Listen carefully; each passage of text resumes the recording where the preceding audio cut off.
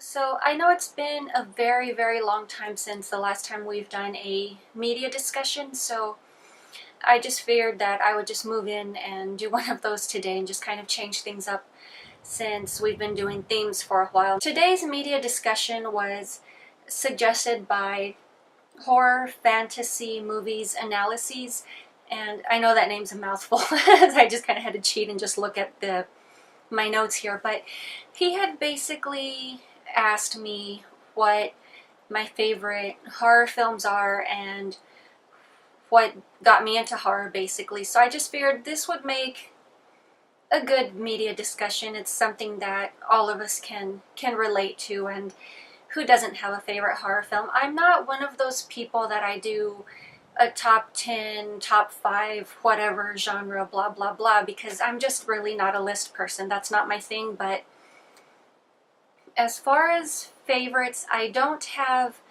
absolute favorites. For the longest time, there were 3 films which I considered my favorites, which basically, if you need the time frame, that would literally be from 2004 up until, I believe, 2014 or so. So that's a very big 10-year span. So that's why I'm saying I'm not a list person. I basically just choose what I like and I stick with that for a very, very long time. So for the longest time, and in no particular order, my favorite films were Pet Sematary, Interview with the Vampire, and Equus, which, of course, Equus really isn't a horror film, and I'm not talking about the Daniel Radcliffe version. I'm talking about the, original 1970s film, but those were my favorite films, and to me, yes, they're all very different films, but they speak differently to me. I like them for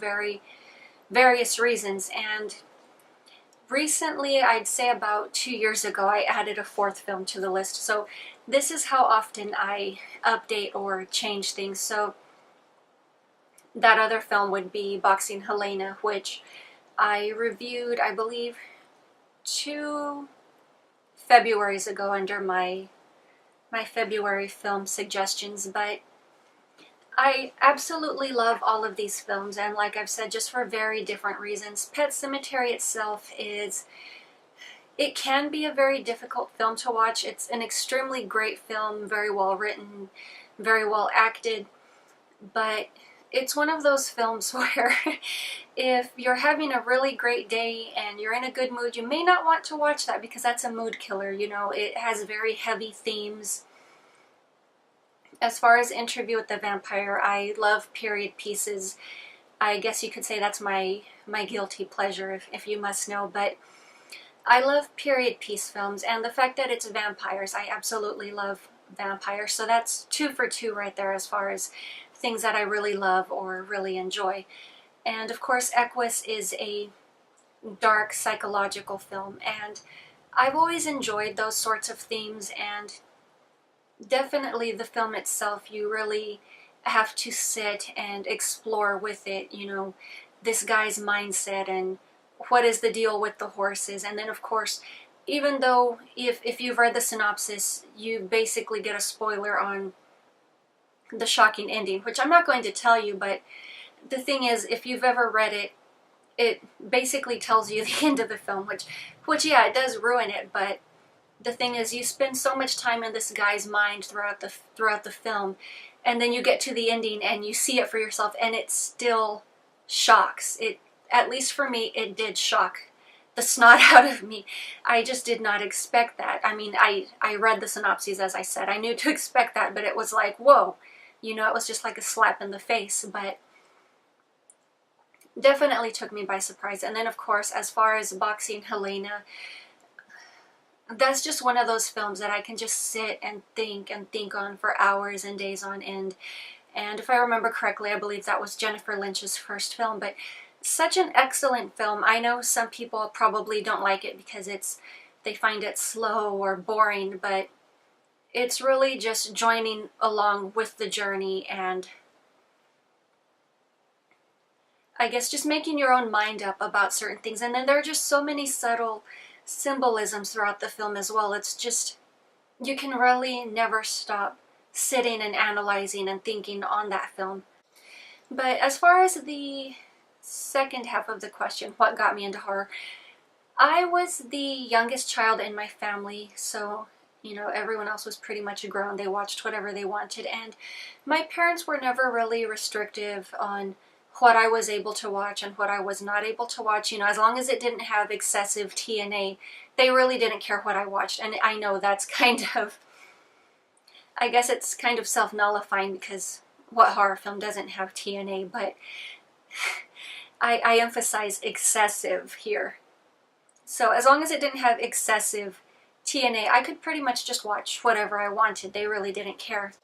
So as far as myself and my background with horror, I guess you could say I was fortunate. I've seen a few other videos that people here on YouTube have made in the past, and they basically just say that their parents were restrictive. You couldn't watch certain rated films within a certain age range, or maybe you were allowed to watch the lighter stuff in horror, but you couldn't watch, say for example, something like Hellraiser or The Exorcist. And I know those are like really extreme examples right there. That's just the first thing that came to mind. But yeah, I'd say I was very lucky in my situation. It's just the fact that no one really told me what I could or couldn't watch, and nobody really defined a line saying, no, this film's too extreme for you. You can't watch this because you're X age or whatever.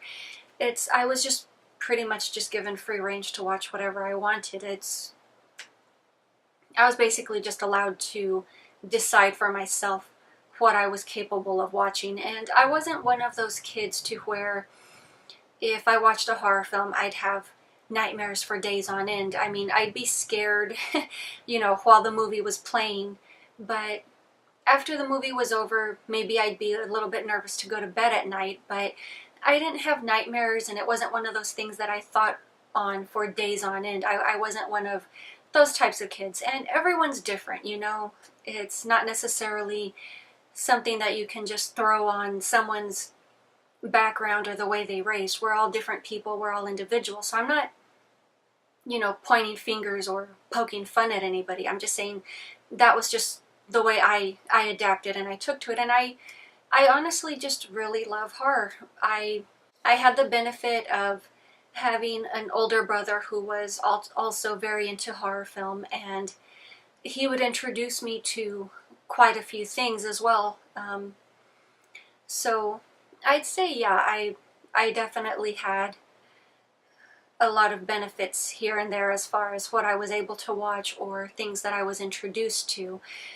And of course, I grew up in the 80s, the 90s, whatever. We still had video shops, so I had the benefit of walking through stacks of films and watching all these crazy film boxes and deciding for myself, oh, that looks interesting, I want to watch this, or I want to watch that.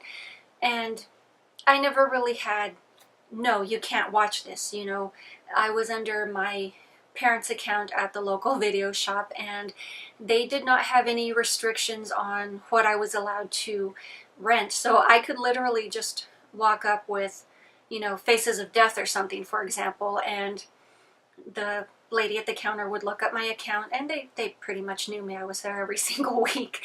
But nobody ever gave me flack over, your parents shouldn't be allowing you to watch this, you can't watch that, blah blah blah. Nobody told me what to do. So I was very fortunate in that aspect. But yeah, I know I've just rambled on. It's this is a very different video for me. It's not really something that I've, I guess, discussed on my own, but I thought it was a very interesting topic that I was asked, and I decided to make that into a media discussion for today. But I would definitely love to discuss with you guys, either in the comments or if you want to make a video response, whatever.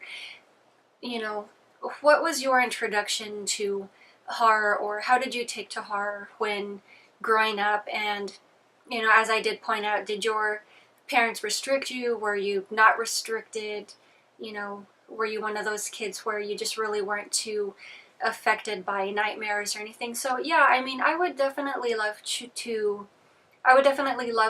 chit chat with you guys more on this. But that is pretty much for today. I know I've rambled on enough, so I will go ahead and just cut it off right here, and I will talk to you guys later.